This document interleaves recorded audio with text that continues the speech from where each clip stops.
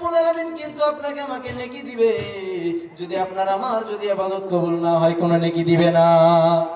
আপনি আপনার উম্মতদেরকে জানাইয়া দেন, যদি আপনার কোনো উম্মত আপনার প্রতি একবার দরুদ পড়ে, যদি আপনার কোনো উম্মত আপনার প্রতি একবার খুশি হয়ে দরুদ পড়ে, আমার আল্লাহ রাব্বুল আলামিন খুশি হয়ে বান্দার আমলনামায় 3টে রহমত নাজিল করে দেয়। আর চিৎকার মেরে বলা যাবে কি সুবহানাল্লাহ। একবার দরুদ পড়ার কারণে আল্লাহ রাব্বুল আলামিন আপনার আমার আমলনামায় 3টি রহমত দেয়। কয়টি? আরো জোরে বলতে হবে কয়টি? যারা পড়ল না তারা কি পেল? যারা পড়ে নাই তারা কিন্তু পায় নাই। যারা পড়লো তারাই কিন্তু 3টি রহমত আল্লাহ রাব্বুল আলামিনের কাছ থেকে পেয়ে গেল। 3টি রহমত কি কি?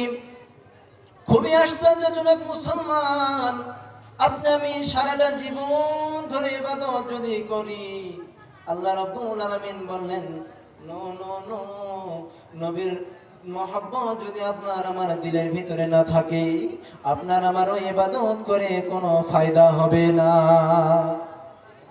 নবীর মহব্বত আপনার আমার দিলে থাকার পরে ইবাদত করলে ফায়দা হবে। কিন্তু আল্লাহ রাব্বুল আলামিন বললেন, তুমি বান্দা 60 থেকে 70 বছর পর্যন্ত হায়াত পাইলা, 60 থেকে 70 বছর পর্যন্ত নামাজ আদায় করলা, তোমার নামাজ যদি আমার আল্লাহর দরবারে কবুল হয়, আল্লাহ রাব্বুল আলামিন কিন্তু আপনাকে সওয়াব দান করে দিবে। নামাজ কবুল না হলে কিন্তু কোনো সওয়াব দিবে। কিন্তু আমার আল্লাহ রাব্বুল আলামিন নবীকে জানিয়ে দিলেন, নবীজি আপনি আপনার উম্মতদের কাছে জানাইয়া দিন, যদি আপনার কোন উম্মত আপনার প্রতি একবার খুশি হইয়া মন থেকে দিল থেকে আল্লাহর নবীর প্রতি দুরূদ পড়তে পারে, আমার আল্লাহ রাব্বুল আলামিন বান্দার আমলনামায় 3টে রহমত নাজিল করে দিবে। এক নম্বরে, সারা জীবন ইবাদত করার পরে বান্দা একটা নেকি যোগ করতে পারবে কোনো গ্যারান্টি নাই। সারা জীবন ইবাদত করলাম, বندگی করলাম, যদি আমরা আপনার আমার ইবাদত কবুল হয়, আল্লাহ রাব্বুল আলামিন কিন্তু আপনাকে আমাকে নেকি দিবে।